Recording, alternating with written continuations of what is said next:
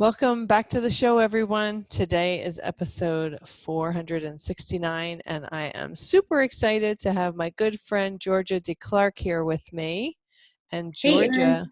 hi, Georgia. Georgia is a preschool teacher and director, as well as a parent coach. So she's got your kids and you. She's got you. So she's got your back. Got Welcome, it all. Georgia. Thank you, Erin. It's so fun to be with you. So you are going to be one of our speakers at our Revolutionizing Parenthood conference next month, which is now going to be all digital. And so Mhm. that's exciting. And you really like to help parents learn how to, or realize how to have fun with their little ones. Yes, yes. I think sometimes the job of parenting gets so serious, and it is. And as I say in my coaching work, it's the most important job we will ever do, and generally the ones for which we're least trained. So going in cold with a newborn that has no instruction manual is kind of a scary thing. So when we take that job seriously, as we do, sometimes we forget that sometimes you just lay it all down and just have some fun. And that's what I would like to talk about today. Super. Now you are coming to us from a classroom at your school. I am, yes. This is where I spend a good part of my days on these teeny little chairs with threes, fours, and we have a kindergarten program as well, half day. That is fabulous. And so how do you help parents to understand, well, let me ask you this. What is the value of stopping for a little while and all the duties that are entailed with parenting and just having some fun with your little guys and girls? Yes. I would say the number one word on that idea is connection. And in my parent coaching work, in the work with the parents at our preschool here, we just want to be connected. And that's not just parents and children, it's all of us. We want connection with our families, with our partners, wherever that is.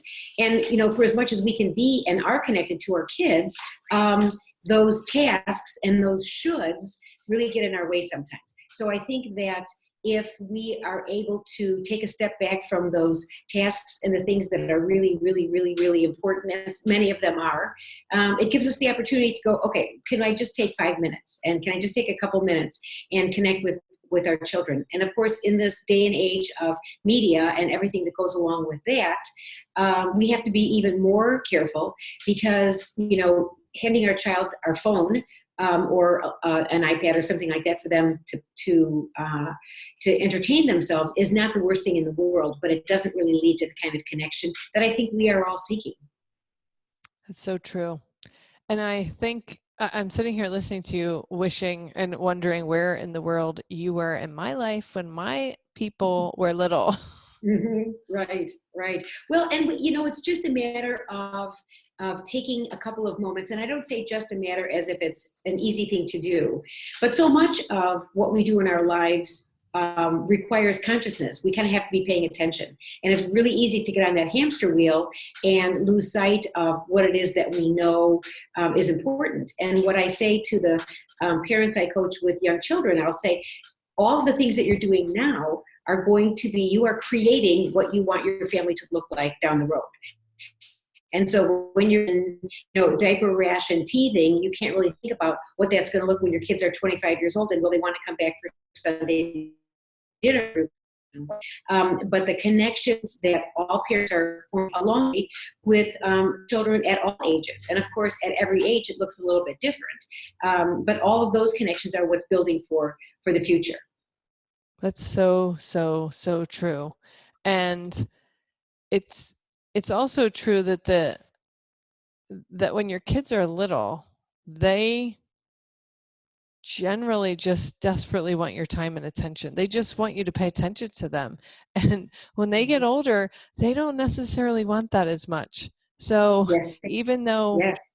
parenting young children is a very time and labor intensive period of life, if you don't give them that attention when they're younger, you're going to wish that they wanted your attention when they're older, and it's going to be too late. Right? Absolutely. Absolutely. And as I said, sometimes as parents, we think it needs to be big and grand, when actually it could be 3 minutes. And if you look at the course of your day, finding 3 minutes. I have a story which I will tell in my presentation, but I think it's worth telling now, about a very good friend of mine who I knew for a number of years when I was living outside of the Chicagoland area. And we went our ways. We both were married. She had a little girl, and we had the opportunity to go back to Atlanta to visit her. And of course, I couldn't wait to spend time with her. And all I wanted to do, and I love children as well. So it's not as though I thought her child was a bother. She was darling and gorgeous and all that. But I just wanted to connect with my friend again. And we were at the house, and her 2.5-year-old said, "Mommy, can you read? Mommy, can you read?" And had a little board book, maybe 1 minute of reading, maybe 1.5 minutes. And my friend looked at me and she said, "Excuse me just a second." And she sat right down on the floor, right at my feet, and said, "Let's take a look at this one." She read the book for just a couple of minutes, 2 minutes at the most. And her daughter said that was it and skipped off happily. And I thought, that's what I want to do when I'm a parent. That's what I want. For as much as I knew she wanted to have time to connect with me, that was a really short amount of time for her to give her daughter that complete attention. And what a gift, because it's saying to your child, you matter. A 2.5-year-old can't possibly know how excited my friend and I were to be able to reconnect after having been apart for a while. And that's not what really matters anyway. It's that 1.5 minutes that she took. What a beautiful story. Oh my gosh.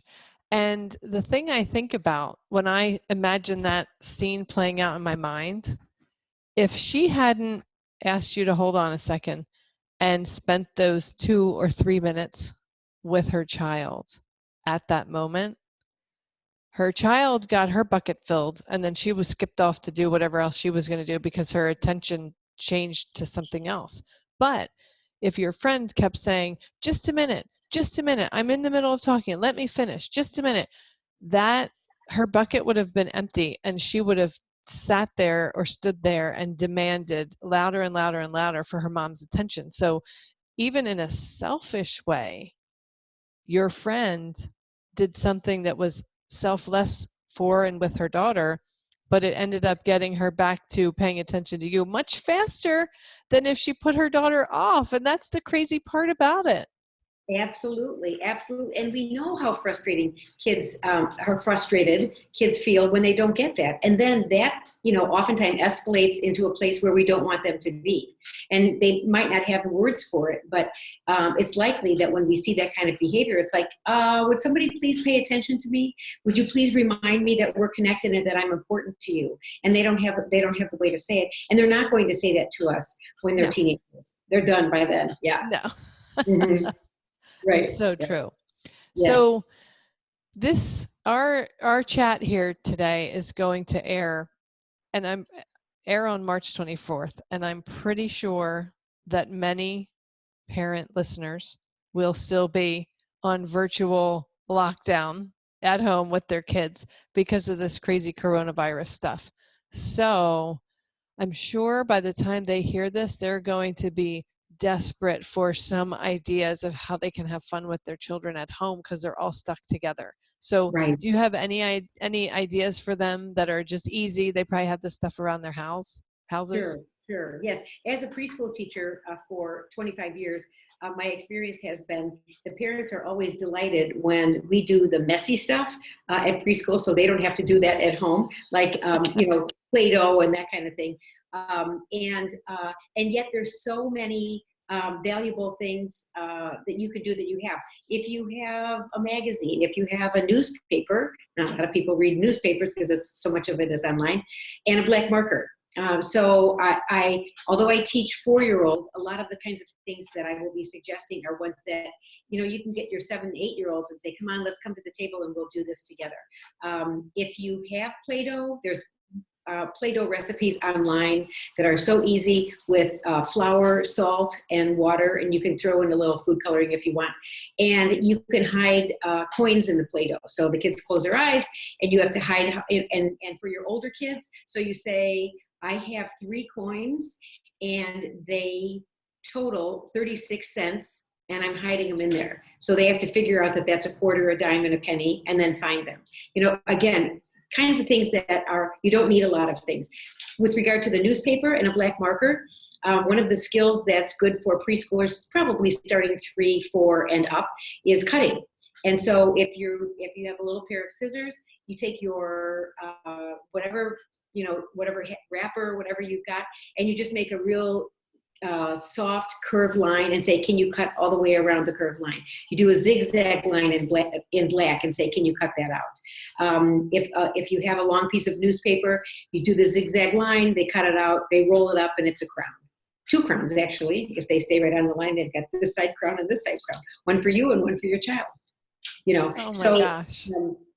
There's so many things that you can, so many things that I can think of because that's my world, but I would say start with a newspaper or something, a large piece of paper and a black marker, and do some cutting. And if you have, and I know the grocery stores are a little bit nuts now, but there are marshmallow structures, which with the mini marshmallows and toothpicks. And that's nice because it's 3D. And if you put it on a plate and you lick the bottom of the marshmallow, it sticks on the plate and you can build up from there. I love it. Yeah. There are a lot of things that you could do just by the house, by things that you have in your home. That sounds brilliant, Georgia. And I am sure my listeners are going to be so grateful when they hear these very simple ideas. But the other thing is, not only are these ideas simple and they're things you have around the house, probably, but also they're actually building important skills like the scissors and the cutting and the building and using the imagination and spatial awareness. Like there's so many things that they're going to be strengthening in their brains when they do these fun, easy activities at home. Yes. And most of the things that I've mentioned so far would come under the category of crafts. And I know that not all parents love that kind of stuff.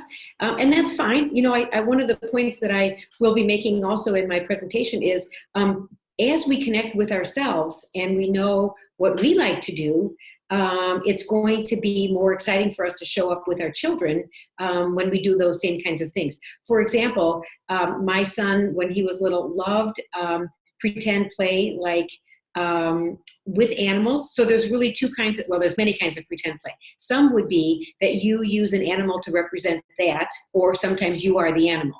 And my son liked both. So we had an old bean bag, and he would throw that on the floor and punch caves.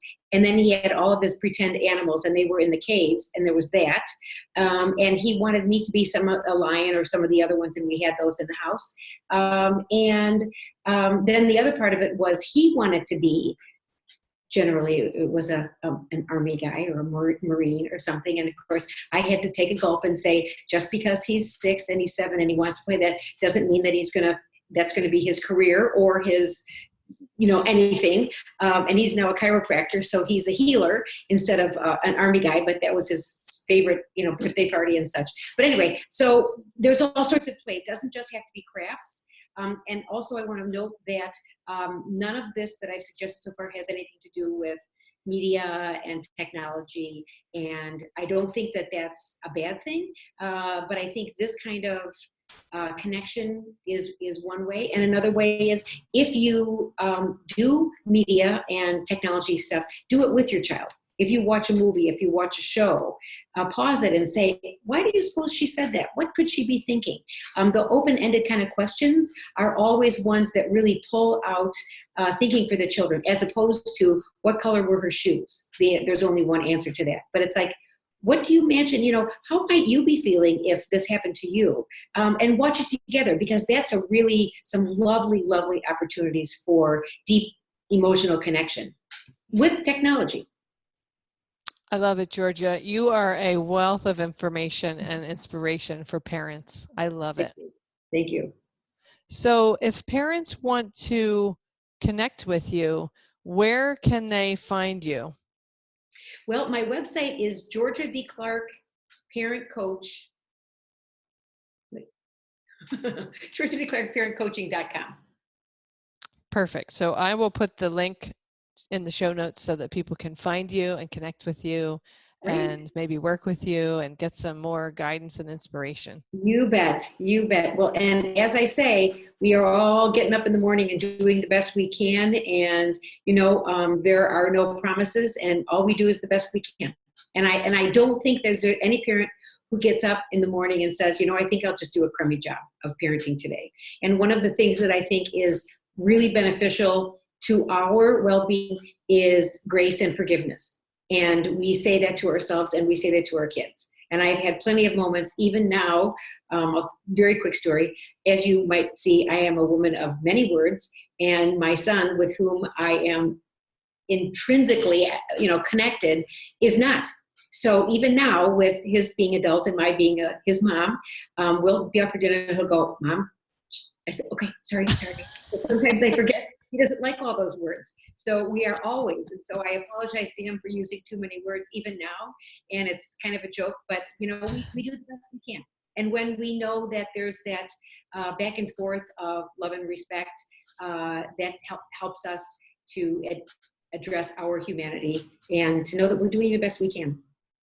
I think that's a very vital message the parents always need to hear. So thank you for reminding Yes. them of that. Mm-hmm. My pleasure. All right. Thank you, Georgia, for this time. And thank you all for tuning in. That wraps up today's episode. Wherever you are in this world, I hope you bring a little more fun into your life and into your parenting. Absolutely. Go for the fun.